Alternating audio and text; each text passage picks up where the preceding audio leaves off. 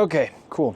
So I thought I'd make a longer video sort of giving an update, what I've been working on.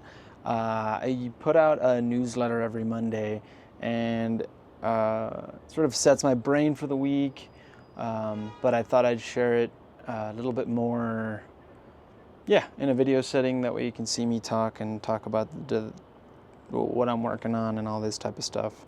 I don't know if I will promise the same sort of wisdom that I put in the Monday emails, but we'll see where this goes. So basically, I'll start off by let's start off by talking about what's going on with the belts and all that stuff. So the buckles are here. They're in Colombia. Had a little bit of a hiccup with shipping it in and stuff like that, but at the end of the day, it was just like an address error. So got that fixed. We got them in hand, and the real problem is the leather, right? So you should be seeing like a video soon of the process that I'm working on. Let me turn this off. The process that I'm working on to like the vegetable tan process, not that I work on, the tannery works on. And basically, like the veg tan process, there's two types of leather, right? There's chrome tan and veg tan. So chrome tan uses chromium salts. I believe there's some other sort of metallic salts there, possibly, but the main ingredient, I guess, is chromium salts. And then there is a vegetable tanning process, and there's nothing to do with the vegetables. It's really the tannins in the bark of the acacia tree. Someone can correct me how to say that. Acacia in Spanish, so I don't know. But so basically, the difference is that the chromium salts sort of like, other than being toxic for the environment and the workers, they sort of just cover the collagen matrix, right? Because basically what tanning is stopping the process of biodegradation, right? Of just like rotting. So the chromium salts sort of just seal this collagen matrix that's in the hides, while the vegetable tanning process, which I'm just going to say veg tan now, the veg tan process sort of binds these tannins to the collagen proteins, and so it creates a more porous leather, so like breathable rather. So that's a trait that you may or may not want, I guess, but usually you do want. And but the process takes longer since you're binding fully through the hide, and so then that's why it's taking long in process. I mean, unfortunately, after going to the tannery, I only ordered one hide to do a quick sample to get some images and all this stuff up for Amazon and for Shopify. But it's just taken longer to process. Not only because the veg tan process takes longer, but also because I'm doing a process called greasing. So it's greased leather or oiled leather, cuero engrasado in Spanish. So basically they dip it in like cod oil, from what I understand, is what they use, which I was happy to know that it was like a fish oil, like something natural. And because the veg tan is more porous, the cod oil goes into the voids, and so it makes it more flexible, but it also makes it more waterproof. So basically, like if you were to put a drop on leather, on like just normal veg tan leather, the moisture would go in it. It would evaporate depending on how much you put in it, right? I mean, eventually it'll evaporate completely, but some people even, wet it on purpose to mold it around different things. It's a manufacturing process, but if if you're using it, if you're out doing something, working, whatever, and it gets wet, then it can stretch. There's a lot of problems that can happen. So I decided, since this is more of a workwear belt, I decided to to impregnate the oil in it, and it makes it waterproof. It's not like 100% waterproof, but it's much more waterproof than anything else, right?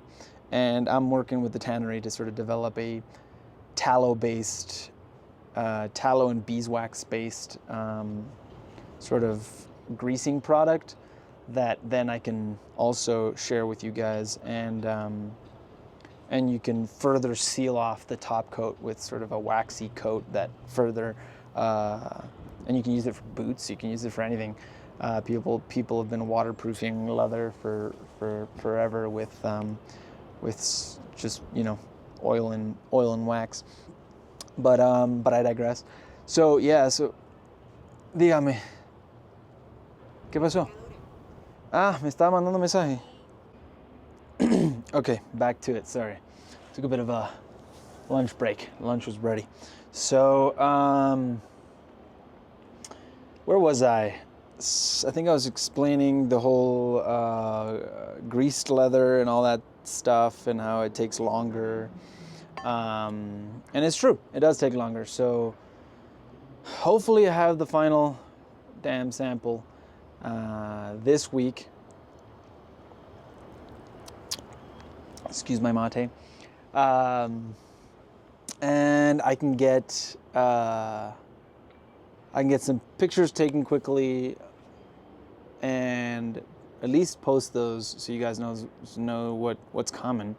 And then I'm working on a few things like getting stickers. I made some stickers, but unfortunately they just came in a big roll, and so now I need to get stickers that are die cut so that I can send all y'all some stickers. And then I'm also getting some little baggies made to put the belts in. But just so you have an idea, I mean, I've posted this picture before, but this is basically the belt. This is actually the buckle. You can see it has some errors, like the bolts are too big. The logo, which I've changed, shouldn't be here on the tip. It should be right by the belt buckle, so that when you put it on, you don't see the logo. And it's super simplified. It's just a little stag, no name, no nothing, just a little stag, sort of minimal, you know. I don't like these sort of in-your-face branding type things. And the color is a little bit darker, reddish brown, I'd say. The color, they call it honey here. Think of a dark honey probably, but yeah. So this unfortunately is Argentine leather, which is just traditional veg tan, a color they call suela. I don't know how to suela. I mean, I don't know. When I think suela, I think like the bottom, like the bottom of your shoe, the leather that's the bottom of your shoe. So I don't know why they call it that color, but I digress. There's also a type of leather called suela, but I also, yeah. Point is, it's going to be a little bit different color, and there'll be a tiny bit more variation from belt to belt. So, you know, what your belt will be slightly different than the next person's belt, just because the manufacturing process as far as dyeing isn't like super on point here. It's not bad in any way, shape, or form. It's just like there's slight variations in tone, you know, as well as unfortunately there's a little bit more waste of leather, because here in Colombia they put, you know, they brand the cattle a lot more with bigger brands, sometimes on both sides of the cattle, like both hind ends and things like that. And there's also just a lot more like bugs and things, since we're in the tropics, as compared to like Argentina or the US and Canada. So, you know, maybe in the future I can get some Argentine leather shipped up here, or I don't know, like you guys saw, I went down to Argentina, but the manufacturing side of things was difficult, and also the Argentine peso was just all over the place at the time. I mean, it's still a little bit unstable, right? Not as much as before, but nevertheless difficult to work with and sort of set prices and be sure that I'll be able to be profitable. So we'll see what happens in the future, but yeah, so that's sort of like the product update, I'd say. Like I said before, I'm trying to get it shipped out by Black, on sale to receive within, a week.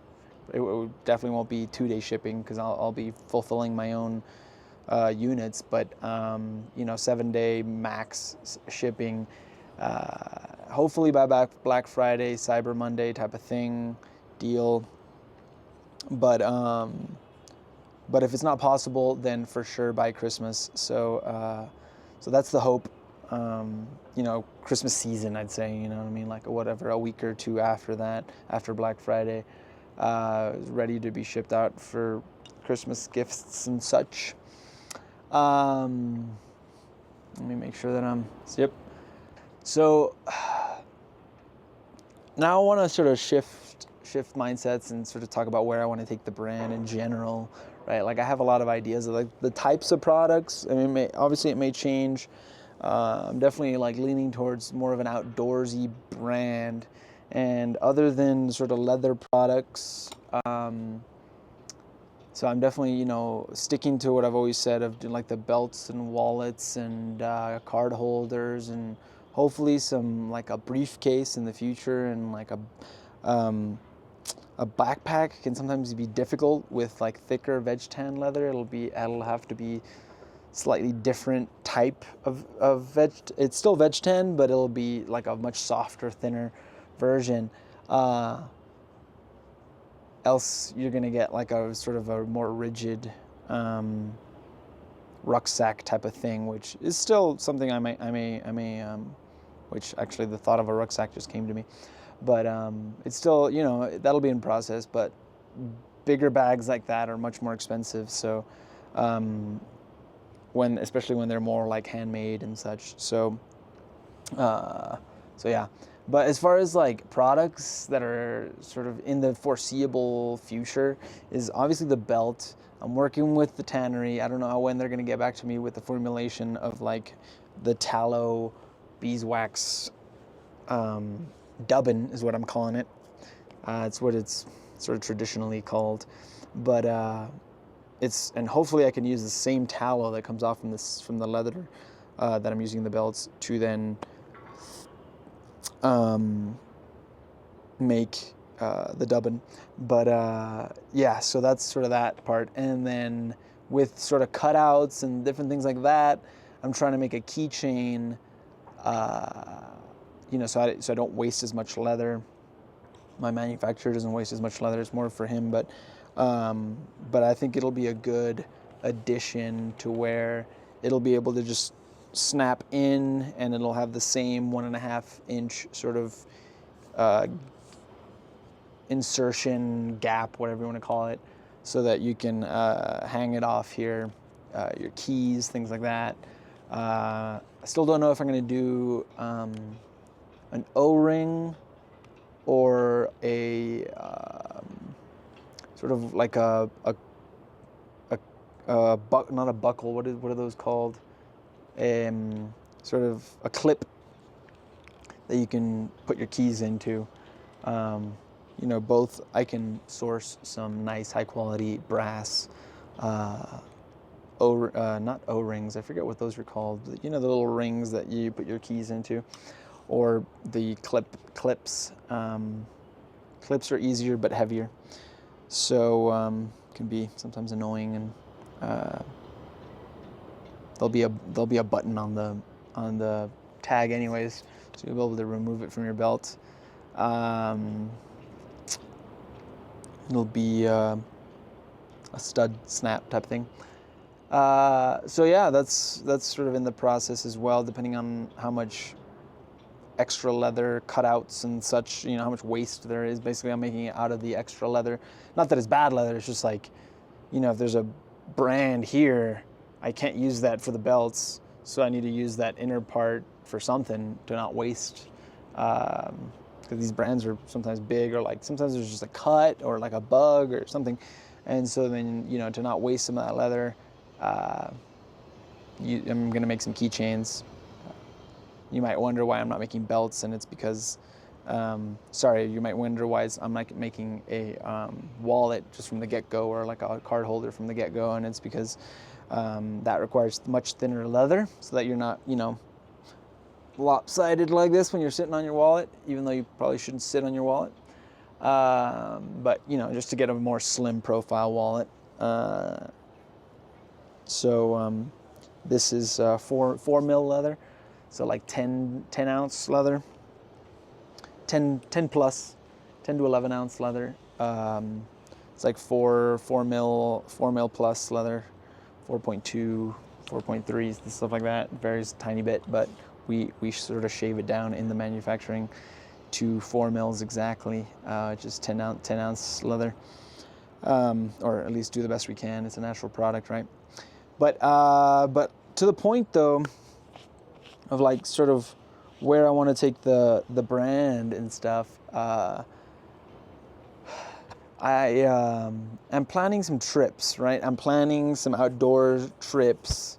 Like, for example, right now, the big trip that I'm planning is last week of January. Well, I'm trying to go spearfishing again and make more of a YouTube video out of that. I'm just trying to work out like how to be a YouTuber, basically, because I don't know, I'm not like a natural to like videotaping everything constantly and all this social media stuff. But I'm a big YouTube consumer, so I love YouTube. I think it's better than any other platform. More useful content in it. So my plan is to, hopefully go spearfishing again, hopefully go surfing again, both in Panama, and take some good footage and all that stuff, make some cool content for y'all. And then the big trip that I'm planning is either the last week of January or the first week of February, is to head back down to Argentina, now to the, actually in the same mountains that we're in now, but down in Argentina in the Andes, and do there's a I don't know how famous it is, but a pretty famous trail ride, basically through ride, that that you ride over to you go from Mendoza in Argentina over to the Chilean border, and you cross over. You cross the Andes and come back. So yeah, that's the plan, and make some, obviously, a cool video. I'm going with some buddies, and some, I think, I think it's a big group, like, it's like it's organized by somebody else, and yeah, so hopefully make a cool video out of that. It's a 7-day on horseback ride through the to cross over to the Andes and back. So that's definitely going to be an experience. I have to sort of get my camping equipment all in order and all that stuff, and hopefully I'll have a few belts ready for my compadres that are coming with me, and we'll put these bad boys to the test. And yeah, so that's sort of the type of products that I want to make. I want to make like long, sort of long withstanding, or how do you say that?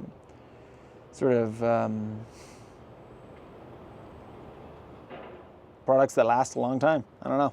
I'm sure there's another way of saying that. But yeah, so definitely focused on sort of the outdoorsman. And so other than these leather products, I eventually want to get some sort of waxed canvas jacket going, waxed jacket and pant. just things that are,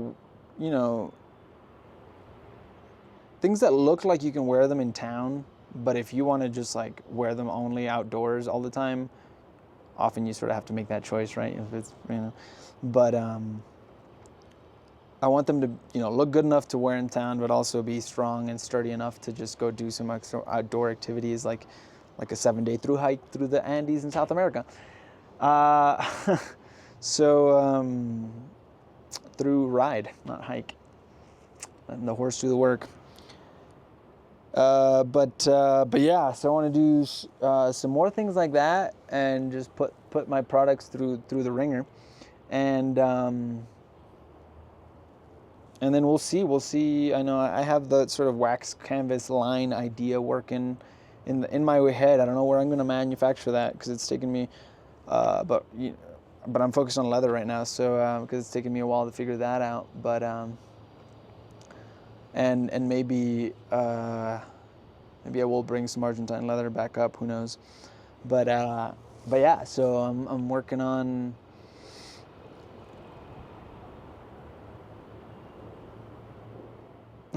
Sort of just creating this outdoor content. I mean, I'd love to do a hunting trip down there. I'd love to do a fly fishing trip down there. I've been playing a lot of polo here in Bogota. I used to play in university. It's a bit different.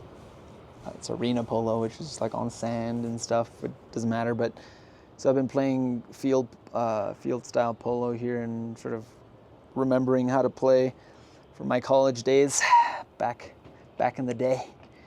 But yeah, I mean, there'll definitely be a lot of content that's like horse related, because I'm a big believer that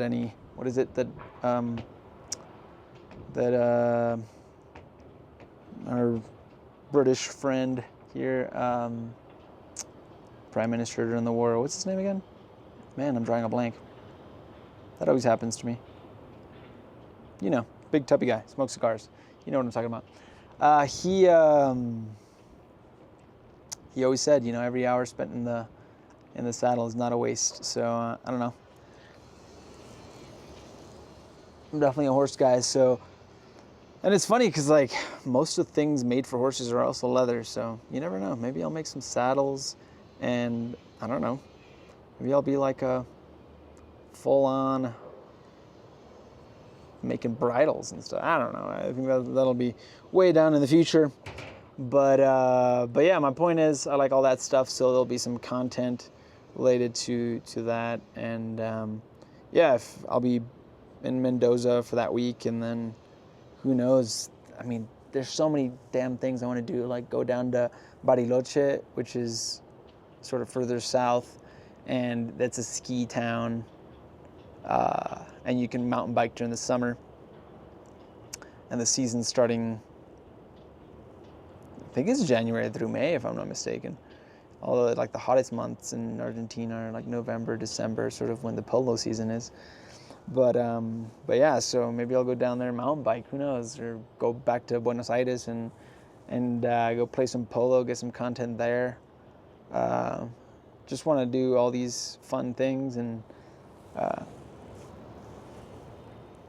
obviously I enjoy doing them, but also I just want to inspire people to not sort of live the status quo and realize you can go do all these things. Like, you don't need to be behind that desk 9 to 5. I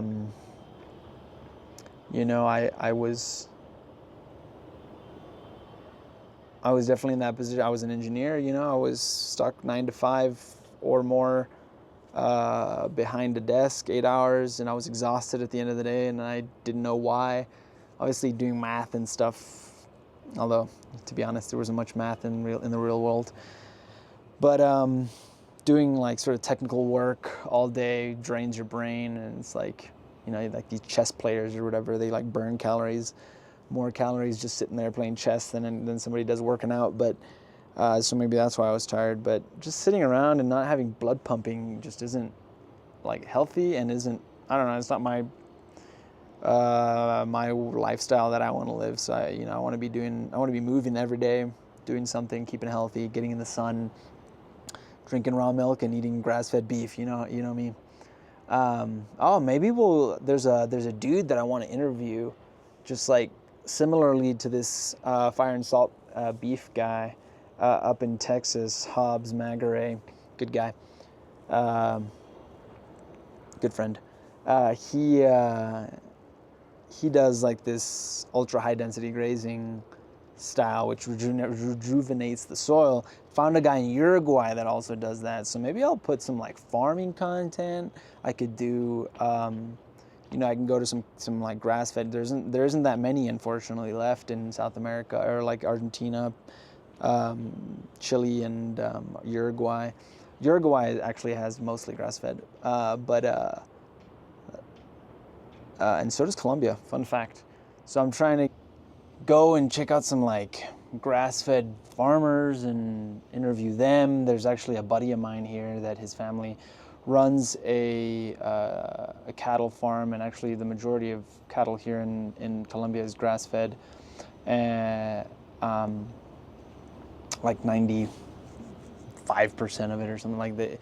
They just don't have the resources to do something like to do more like industrialized farming like they do in the U.S. and actually, although they have it in Argentina, maybe they just haven't really caught on to that westernized style of cattle farming. But I digress. And there's plenty of rain here to get soil. But so hopefully I can at least. Obviously, there's the guy down in Uruguay, which would be amazing, but. Talk a bit more science, but here in Colombia, I can go out to the plains. They're more like marshes. I don't know, like llanos is what they call them here. I don't know which. I mean, I think translated just as plains, but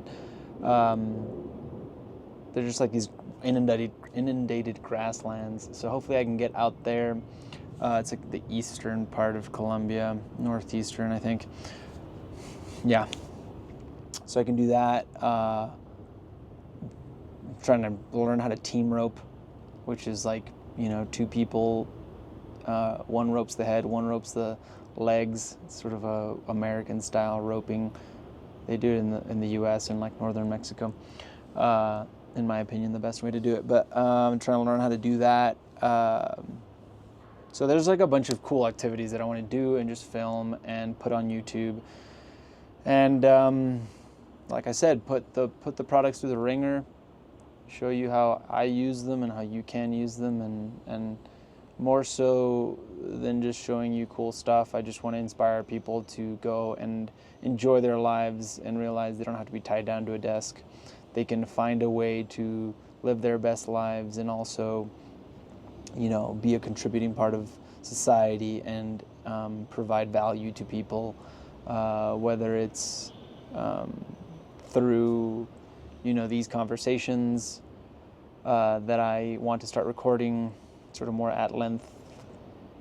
I'll probably do it more podcast style in the future, where I just talk about my thoughts and society and sort of men's work and a lot of the different self-development stuff that I've been reading over the past few years.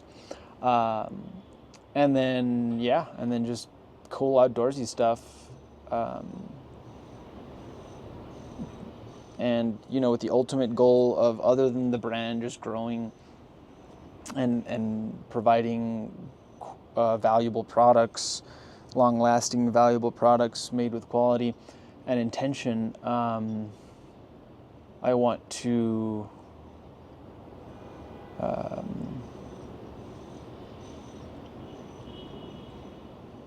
also just inspire people, and like I said, and create a sort of a men's community. For now, I'm thinking of sort of creating I have created a Facebook group.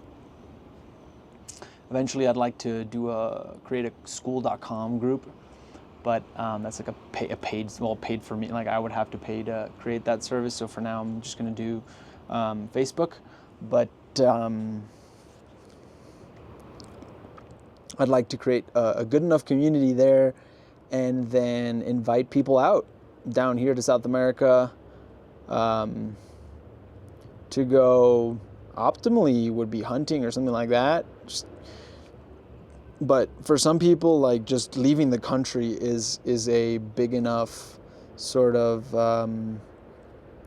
pushing. You know, I always like there's this term of like pushing your edge, always forcing yourself to go a little bit further out of your comfort zone, and you know, for some people, just like leaving the country is already a big enough. Leaving their comfort zone enough.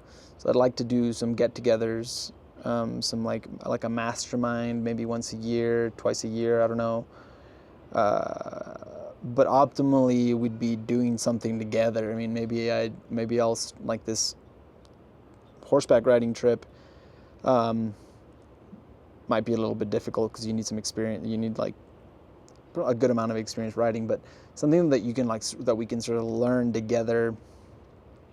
Figure out together would be optimal. You know, they say men communicate best when they're shoulder to shoulder rather than face to face, and they're working together to figure something out. So, yeah, I mean, I'd love like I don't know how to. I mean, I've fly fished a few times, and I like it a bit more than just like regular sort of pier fishing, or even sometimes like more deep sea fishing. I like it a bit more because there's a bit more like technique, and you need to be a little bit of a, not a botanist, but what's the entomologist or whatever the bug one is, and sort of know a little bit more knowledge. And I think it'll honestly it's just more beautiful places, you know. Deep sea, although deep sea fishing is, I mean, it's a bit crazy to be in the middle of the ocean, right? But and I'm not gonna ask some people to go what do you call this?